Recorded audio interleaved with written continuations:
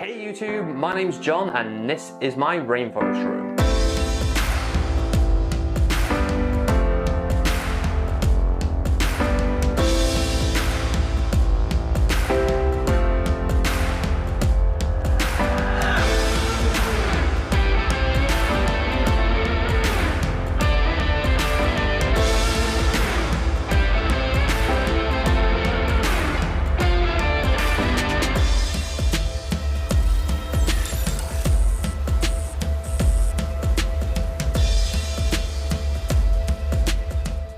Yes roomies, welcome back to another video and thanks for joining me. So as you probably already guessed, we're going to take a look around my reptile slash fish room and see what's been going on. I've got some new inhabitants some of you may not have seen, as well as some updates on some of the enclosures. So why don't we go straight into it.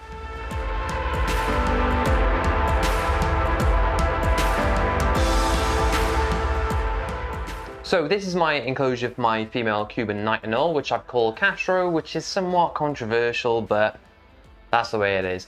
But this is a 3 foot by 3 foot enclosure, and I think it's just shy of 2 feet deep. I think it's about 22 inches. Now, if you want to know a bit more about this enclosure, there's plenty of videos you can check out on my channel. I'll leave links for playlists in the description. But she's currently coming up to about 2.5 years old at the moment. I've had her since a juvenile, and she's doing really well in this enclosure. Now, recently we've added a lot more plants into this because historically they weren't doing great. Now, this has turned around massively since I added the Arcadia Jungle Dawn lighting in there, which has done the plants really well. As you can see, it's grown out nicely now. Now, if you've seen one of my more recent videos, I talked about how I want to go around each enclosure and make improvements on all of them. Not that they're necessarily bad enclosures or bad for the animals, but I just always want to try and improve the care I'm giving to them.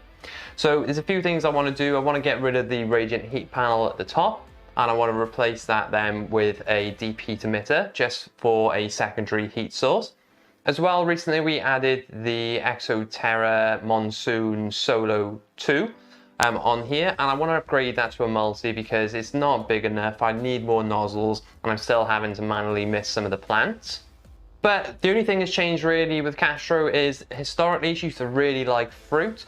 She's sort of gone off that and sticks more to an insectivore diet, and she generally has superworms, waxworms, I give her crickets. She doesn't eat locusts, weirdly enough, and she does have the occasional dubia roach, but she's not the tamest of animals. I'm trying to work with her at the moment, but she won't even take food off tongs for me. I'm still going to persevere with her.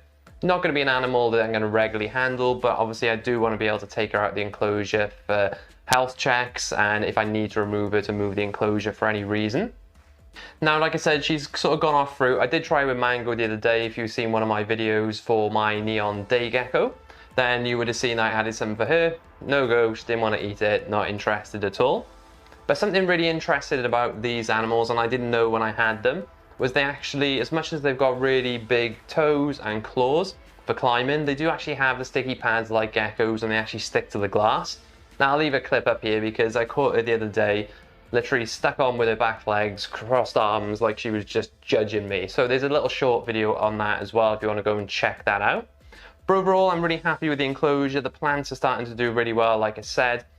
I am constantly topping up the isopods and the springtails, and like I mentioned to you in previous videos, it's really important you top up your cultures every couple of months, which is what I do, just because it's such a big enclosure, it's a lot of waste, and it helps break down any of the organic material. But I do remove poops manually as well because she is quite a large animal, and she is the biggest type of anole species there is.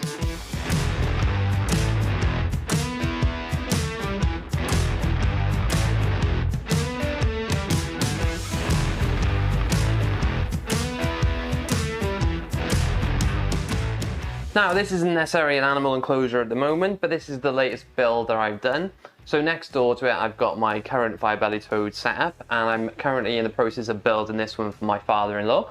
So this is trying to replicate, to an extent, the one I've already got. But I want to make some changes, and I've added a lot of rock into this, which is, I think, is dark landscape rock, which I'm quite happy with at the moment. We're almost in the final stages. where I'm actually just need to do a few little touch-ups, and then I'll be adding the substrate and planting. So if you want to see the progression of this tank, then make sure you hit that subscribe button. But this isn't going to be one of my enclosures. Like I said, I'm building this for my father-in-law, so this is going to be leaving us. I'm going to probably set it up for a week or two just to test it out, make sure everything's running as it should, make any alterations, and then it'll be going. We do have some five-belly toads here in a small quarantine tank at the moment, and I'll show you those a little bit later on in the video. But whilst we're at this point, underneath this, and it's only a temporary setup because I had Tim from Tim Reptile over the other weekend dropping off the neon day gecko, and I'll show you that later on in the video as well. But underneath this table, I've got my ball python, which is in sort of a tub vivarium slash something in between, and it's only temporary because those who've been following the channel, you'll know that I'm in the process. I've got a vivarium downstairs that I need to get outside to sand down. But unfortunately, British weather being British weather, I can't do that because it's constantly been raining. But he will be doing an upgrade. I've got a 4x2x2 vivarium, which is a vivarium I had when I first kept ball pythons when I was a kid with my dad. So we're going to be doing that out and making a full bioactive setup on it. But this is Neil, my piebald ball python. He's doing really well, had him since the juvenile, and he's probably coming up to maybe a year old at the moment. He's feeding really well, he's really friendly and handleable, and he's in quite a basic setup at the moment, so I'm keen to get that vivarium done as soon as I can, because I want to provide him proper lighting in terms of UV, overhead heating, because he's just currently on a heat mat at the moment, which I'm not a massive fan of, and I just want to replicate a little bit better what he experienced in the wild. So if you want to see that build, it's going to be quite complex because I want to try and get a drainage layer that you can't access. I want to try and make a water bowl or pool that'll be filtered and saves on water changes and keeps the water fresher for longer for him. So if you're interested in any of that, then go and check it out. But quite a simple setup, but he's been doing really well in it so far. And like I said, he's eating fine. And he's a really, really friendly animal. But he's he's the second latest reptile we had into this room. But very soon he'll be getting a very new setup, so make sure you don't miss out on that. Okay, so on to one of my favorite setups and one of the longest serving setups I've done, because this was made in the previous reptile room. For those who've been following that long, this is the second one we had because I've since moved house and upgraded to a bigger room. I will be looking to upgrade again next year and building something out of the garden to have a better space for all of this and to do more projects. But this setup's doing really well. The plants are doing extremely well. As you can see, the ficus is growing everywhere. I'm constantly having to trim it back. There's even growing out the top of the tank. Now there's 4 5-belly toads in here. Now we originally did have an original 4, but unfortunately one had a stroke. Thought we were getting it back to health, but unfortunately he passed away a couple of months ago. And his video is all around that as well. So we're down to the original 3, but when I visited Tim from Tim Reptile to pick up the baby 5-bellies for the enclosure, one of the enclosures you just seen, he kindly offered me one of his female 5-bellies who's settling in really well at the moment. And she's quite distinct because she's a different colour green to the rest, and I really like it. So if you can spot it, and I'll probably put some B-roll so you can check it out. But this is currently a half water, half land setup, and they do make use of all the terrestrial space. And they do climb quite a lot, which I was quite surprised. They're semi-arboreal as far as I'm concerned. But there's a waterfall here being run by an internal aquarium filter. Now, for those who've been following the channel, you'll know I want to upgrade this and add a canister filter on this system because I want to try and remove some of the waste rather than just having to clean the sponges on the filter. I think it'll be better for the animals because we do actually have fish in here as well. We've got some white cloud mountain minnows. And we've also got some blue dream shrimp, which show an appearance every now and again. But this tank is currently just has the Exoterra hood on the top, and I use old coil UVB because they don't need a massive amount of UVB. I just want to offer them some. But I've also added an extra lighting system on the front as well, which is an RGB light, and I've got a video on that as well. But since doing that, it has developed a little bit of black brush algae in the water section, which I will try and rectify, but I think it's just settling in, adding extra light into the tank. But the 5-bellies are really easy to care for, throwing in some food every now and again. I sometimes do take them out and put them in a small tank to feed them to make sure they're all eaten, but very occasionally. But I just dust their food down with a calcium and a vitamin powder, which are these. And I'll leave links in the description as well. And I've got the Arcadia. Oops. Oh no, I've got the Arcadia calcium powder there as well. But really straightforward to look after. This setup does really well with the plants because I think it's got so much water in the system, and the plants seem to love the high humidity as well.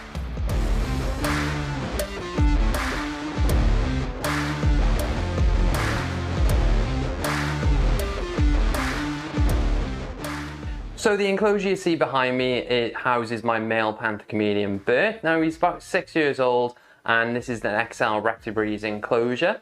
Now there's video series on how I made this enclosure, but basically I covered the sides with acrylic sheets, and then we expanded in foam background it, added branches, planted it. You probably know how it goes.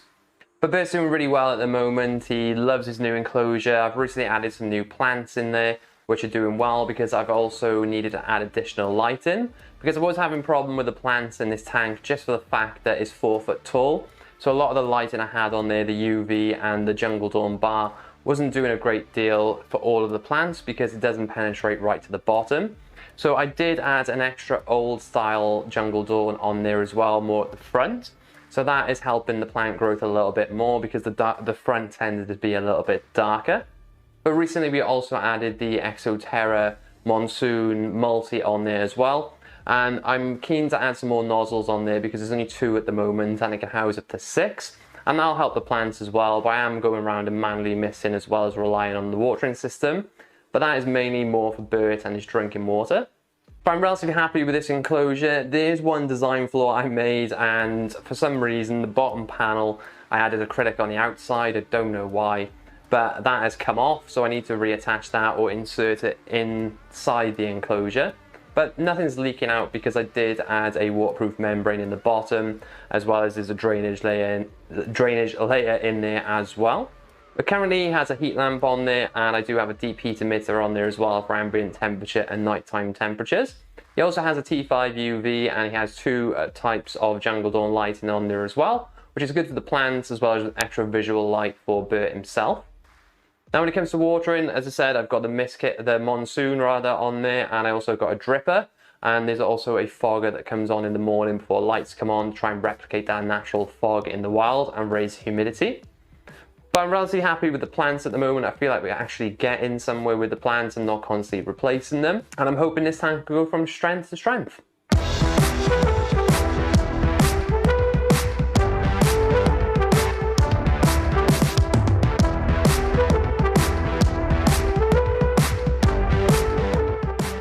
So the tank you see behind me is my AGA 45P. Now this houses my Mosquito raspora, as well as some black tiger darios. Now I've got 3 in there, and to be honest, you very rarely see them. You see them darting out of the plants from time to time, but they're not the bravest of fish, and it is a surprise when you get to see them, so that is something good about them. Now the lighting on this, I've got a twin star light on there, which is doing the plants really well. It's got an injected CO2 system that is the nano system from CO2 Supermarket, and I've got videos on that as well. Now the filter I have on here is a Awase Filter Smart Thermo 200, and it may seem over filtered, but the filter sits quite a lot lower than the tank does. But this tank has been a bit of a battle, if I'm honest. Now I did have some issues with it with algae initially, which we got over. Now I did add moss into this tank, which I liked at the time, but unfortunately as you trim moss, it tends to get everywhere, and I've had a bit of an issue of trying to comb moss basically out of all the stem plants, which has been a nightmare. So, and I'm sure a lot of people who do aquascaping, once the tank becomes a lot of a problem, it's very easy to think, strip it down and start again. But I thought these are problems perhaps you guys suffer with, and it'd be good to try and resolve them and get this tank back to its former glory, because I'm not happy with the way it looks at the moment. It's been one of those projects I've been pottering with from time to time, but I've been battling with duckweed, so I didn't put duckweed in this tank. It just inevitably ended up in there. I've been trying to get rid of it from some other tanks as well, but I'm starting to get on top of that. But as you can see, there's still quite a bit in there. So the amount of moss I managed to take out this tank was ridiculous. There was just stuck between the plants, stuck under the hardscape. I think I pretty much got half a 10-litre bucket of moss out of there. So there was quite a lot in there, and I'm still removing some at the moment. But there's still some glue from where I did glue the moss down, which doesn't look great. But I did remove some of the old plants, and I added some Rotala green in there, which is from my ADA 30C. And that is in the back corner, so I'm hoping now that can grow out and become a lot more dense. A bit like the Rotala Hra is, the pink plant that you can see. and I'll start to get back to the way it was, but I'll show some B-roll of what it used to look like because I was really happy with it at the time. Now the only other thing, I did have some issues because the moss was growing on the carpet, which I managed to clean out. So there's some gaps in the hair grass, but the plants are generally doing well. They're in there. It's just a little bit more work to be done.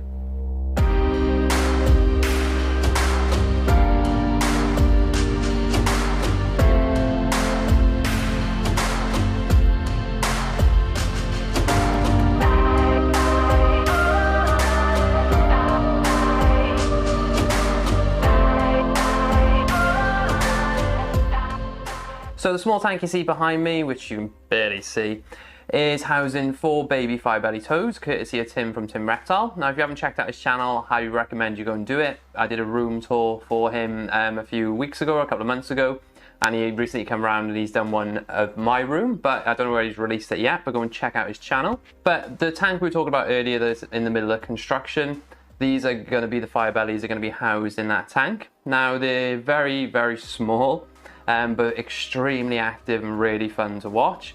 And I think fire-bellies are probably one of the species I'll always keep for that reason. They're so entertaining. It's more like having a fish tank than it is having a reptile tank, because there's always something going on. Now this is just, I think this is a 10-gallon aquarium. Now they're perfectly fine in there because they're so small. It just has some ficus in there just to give them some cover. You've got a small water bowl in there which they can soak in as well as drink from. And I'm currently feeding them pinhead crickets, which I'm dusting with calcium as well, and obviously gut loading those. But they're doing really well at the moment because when I had them, they were just brown in colour. But they're starting to develop some green around their face and on their bodies a little bit more. So you can see that they're growing and developing more into adults. But these are not going to be staying with me, like the same with the enclosure that we're building at the moment. They're going to my father-in-law, and I hope he's going to be really happy with them. But I am going to miss them when they're gone because they are really entertaining to watch, like I said. And they're always climbing around. They climb up the glass, they're always trying to jump out, and just cause me no end of problems, but in a good way. Now this is my 20-gallon long aquarium, and it currently houses my Harlequin Respora.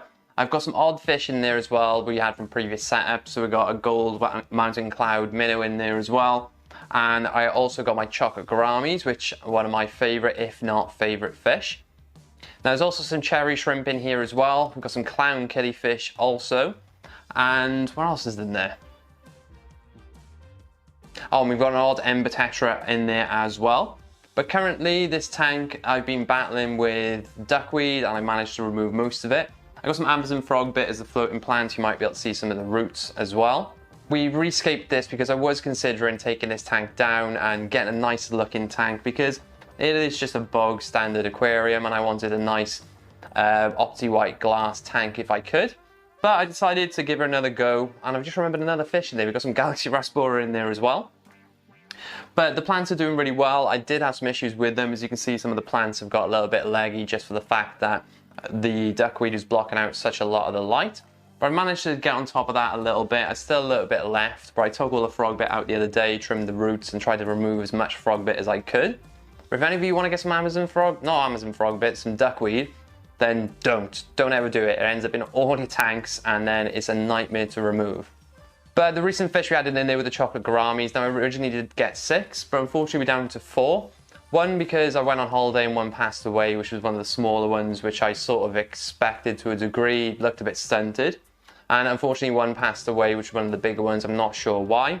I know a lot of people say to keep these in RO water, but where I got them from, which is Aquatic House, one of my local fish shops, the breeder they had them from, and they kept them in tap water, and the rest are doing really, really well. I managed to get them feeding on flake and pellet as well. They do also get live and frozen as well.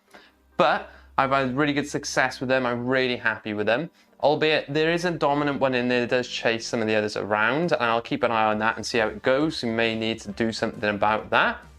But other than that, the tank's doing really well. I'm happy with the Java ferns we haven't long added. And we also added some Pistons fontanus or Phoenix moss in there as well. And now we've cleared a lot of the floating plants.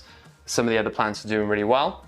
Now I might add some Amano shrimp in here temporarily to get rid of some of the blackbeard algae and the black brush algae, because that's starting to take over the rocks a little bit. But I am maybe looking to do something else with this tank. I may remove the sand and I might remove the rock and add some wood in its place.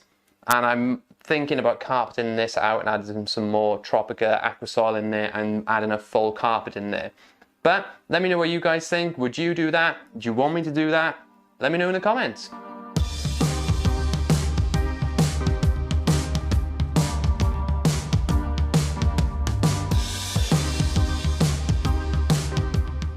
Now, I'm not going to talk too much about this tank because I haven't long done a video giving you how it started, telling you how it's gone in a bit more detail. So if you want to go and check that out, I'll leave a link down in the description and maybe a card up here or here. But this is my ADA30C, so it's a 30cm cube aquarium, and it houses my Empertetras. I've also got a Scarlet Baddis in here as well, which is a male. Now, I do have some green jade shrimp, which haven't turned out green, they've said yellow or blue, and there's also some Manos in there as well, trying to tackle some of the algae issues I initially had when I set it up. But the system's run on a Awase Filter Smart 100 Thermo, that's the filter, and I added some glass sluddy pipes as well, just to make it look a little bit nicer. The lighting is an ADA Aquascaped G301, so the 30cm version. And it's also got a pressurized CO2 system, again the nano one from CO2 Supermarket. Now, I did talk in one of the previous videos that the carpet's been suffering a little bit. I don't know whether the Amano shrimp are eating some of it or whether it was overgrown for a period of time and where that's blocked out the light. But I'm hoping that will carpet out throughout this tank now and make it look a lot lusher than it is. But I've recently trimmed back a lot of the plants, and so some of them are not looking their complete best. And there's a little bit of algae on the side of the glass, but that's because it's due for his weekly water change. But overall, I'm really happy with the progress of this tank. It's taken a little bit longer than I thought, but it's getting to where I want it. And let's be fair, if it all comes so easy, wouldn't that just be a bit boring?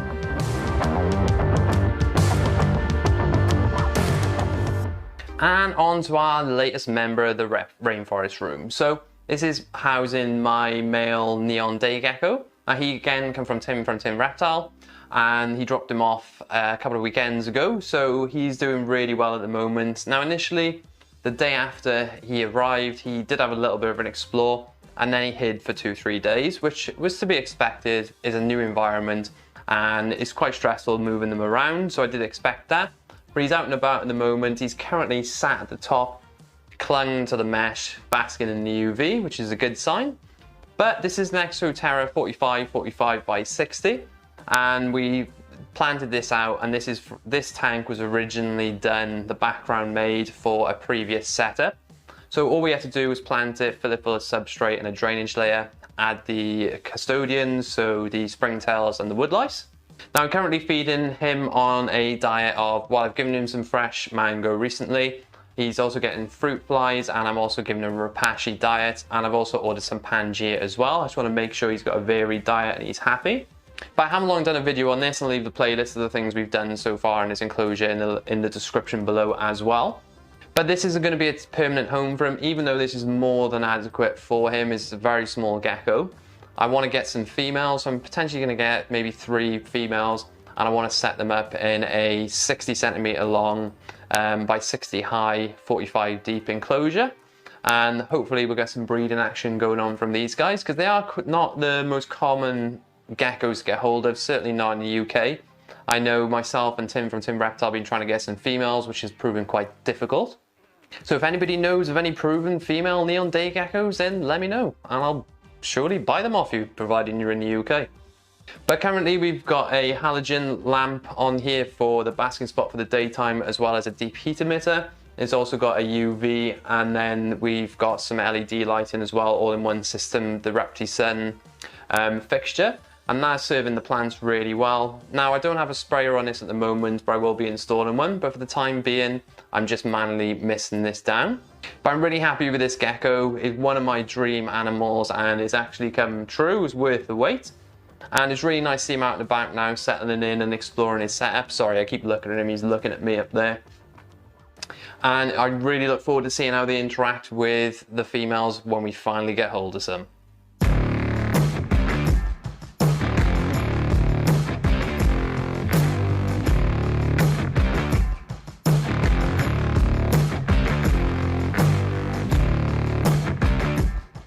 But I really hope you've enjoyed today's video and you've got a chance to get around my reptile fish room and see some of the things we've got going on and some of the future plans.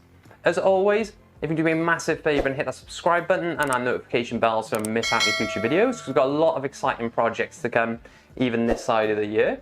But also next year, I'm planning on building a bigger, better rainforest room where we can get a lot more of the projects I really want done and some of the lifelong ambitions I've had. So if you don't want to miss out on that, then join me for the ride. I really appreciate it. If you want to show the channel any extra support, then any of the links to the products that I put down are affiliate links. If you hit those and buy anything from them, it gives me a small commission. It doesn't cost you any more.